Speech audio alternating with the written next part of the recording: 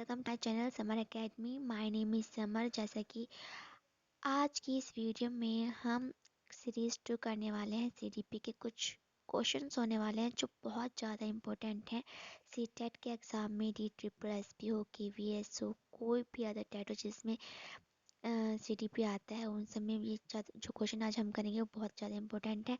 अगर आप इन क्वेश्चंस को करते हैं तो आपको पता चल जाएगा कि आप कितने पानी में हैं।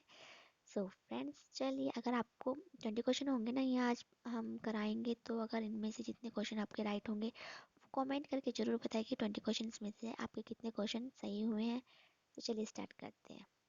फर्स्ट क्वेश्चन है, निम्नलिखित में से मनोविज्ञान को मन का विज्ञान किसने कहा था?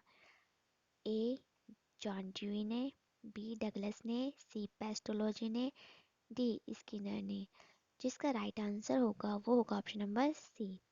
पेस्टोलॉजी ने मनोविज्ञान को मन का विज्ञान कहा था। प्ले वे बुक के रचयिता हैं ए फ्रायड, बी वाटसन, सी मन या फिर डी हेनरी कार्डवेल कुक। इसका जो राइट आंसर होगा वो होगा option number D. Henry Caudwell cook ने प्ले वे पुस्तक की रचना की है।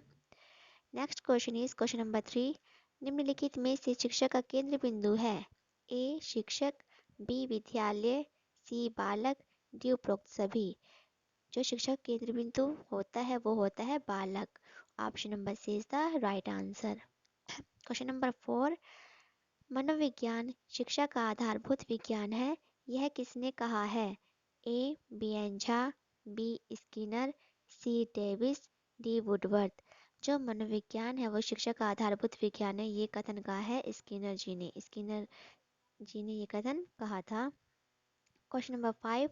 किस विधि में प्रयोग के दौरान व्यक्ति का मस्तिष्क दो भागों में विभाजित हो जाता है, जिसमें एक भाग निरीक्षण करता है तथा दूसरे का निरीक्षण किया जाता है? तो किस विधि में ऐसा कहा जाता है?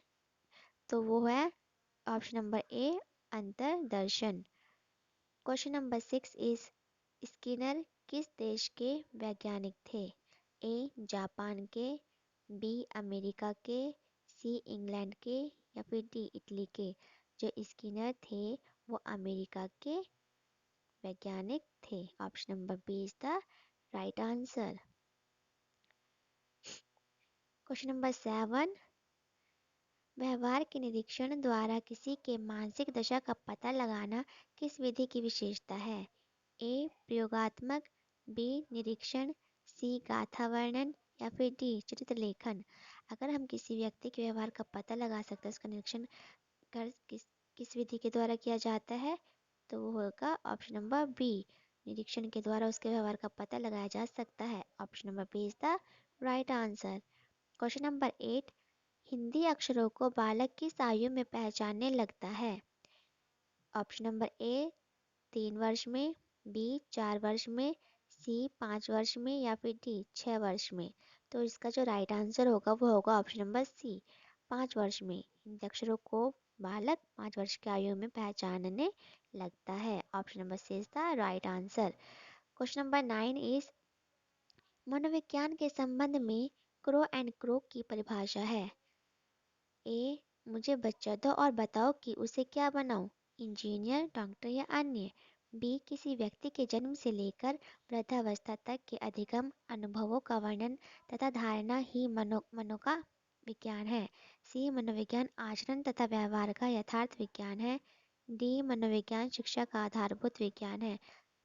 जो क्रो एंड क्रो की इसमें परिभाषा है, वो जो राइट इसमें परिभाषा है वो है ऑप्शन नंबर बी। किसी व्यक्ति के जन्म से लेकर वृद्धावस्था तक के अधिगम अनुभवों का वर्णन तथा धारणा ही मनोविज्ञान है। ये जो परिभाषा है क्रो एंड क्रो के अनुसार दी गई थी। Option number B is the right answer. Question number 10। मनोविज्ञान को आत्मा का विज्ञान किसने कहा? ए अरस्तु ने, बी वॉटसन ने, सी रूसो ने या फिर डी वुंड ने।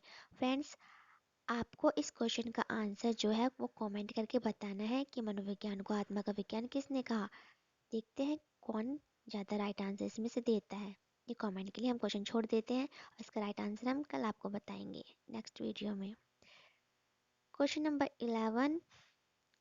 मनोविज्ञान के संबंध में स्किनर की परिभाषा है।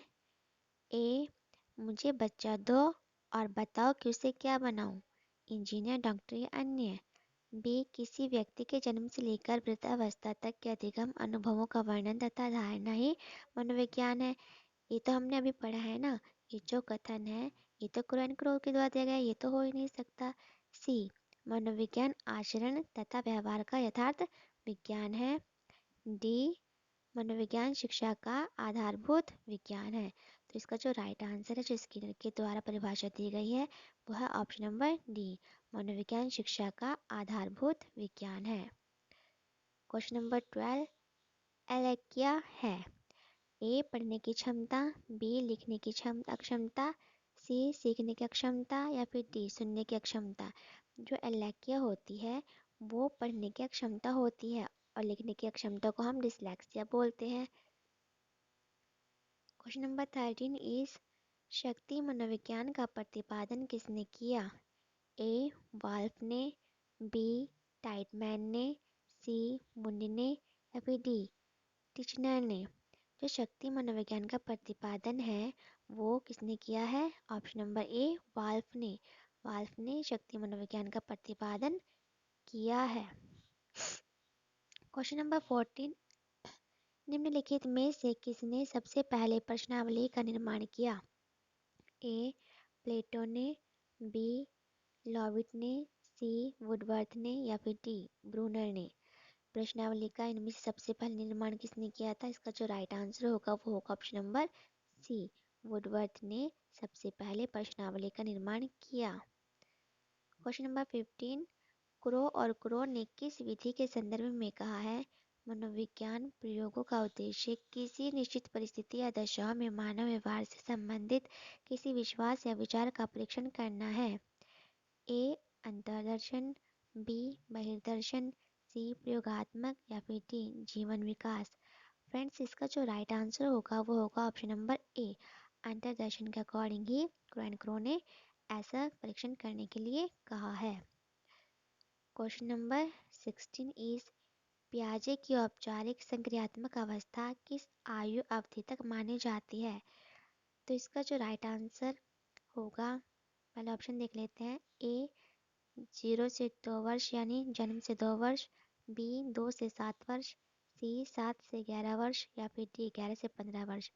जो पियाजे की औपचारिक संक्रियात्मक अवस्था है वो 11 से 15 वर्ष तक मानी जाती है। Option number D is the right answer. Question number 17, खेलों के माध्यम से बालक में कौन सा गुण विकसित होता है? ए, सामाजिकता का, बी, नैतिकता का, सी, व्यावसायिकता का या फिर डी, भौतिकता का। खेलों के माध्यम से इनमें से कौन सा गुण विकसित होता है? क्वेश्चन नंबर 17 का जो राइट आंसर होगा वो होगा ऑप्शन नंबर ए, खेलों के माध्यम से बालक में सामाजिकता का गुण विकसित होता है। क्वेश्चन नंबर 18, मनोविज्ञान को सर्वप्रथम विज्ञान का दर्जा दिलाने वाली विधि है?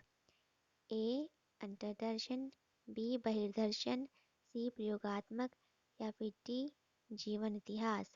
तो इसका जो राइट आंसर है वो है ऑप्शन नंबर सी, प्रयोगात्मक मनोविज्ञान को सर्वप्रथम विज्ञान का दर्जा दिलाने वाली विधि है। क्वेश्चन नंबर 19, निम्नलिखित में से संज्ञानवादी पद्धति के जनक है? संज्ञानवादी मतलब कॉग्निटिव, कॉग्निटिव मीन्स जीन पियाजे। तो जीन पियाजे का तो नाम जरूरी होगा ना इसमें। ए, वाटसन, बी, जीन पियाजे व ब्रूनर, सी, कोहलबर्ग व कॉफका, डी, कोई नहीं। तो इसका जो राइट आंसर है, संज्ञानवादी पद्धति के जनक है जीन पियाजे व Bruner. Option number B is the right answer. आज का लास्ट क्वेश्चन, क्वेश्चन नंबर 20, गर्भ में बालक को विकसित होने में कितने दिन लगते हैं? ए, 150 दिन, बी, 280 दिन, सी, 390 दिन या फिर डी, 460 दिन। इसका जो राइट आंसर होगा वो होगा ऑप्शन नंबर बी, 280 दिन। गर्भ में बालक को विकसित होने में 280 दिन का टाइम लगता है। फ्रेंड्स, आज हमने CDP के 20 क्वेश्चन सीरीज 2 में किए हैं। अगर आपको वीडियो अच्छी लगी है तो प्लीज़ वीडियो को लाइक कीजिए, चैनल को लाइक शेयर और सब्सक्राइब करना मत भूलिए। Thanks for watching.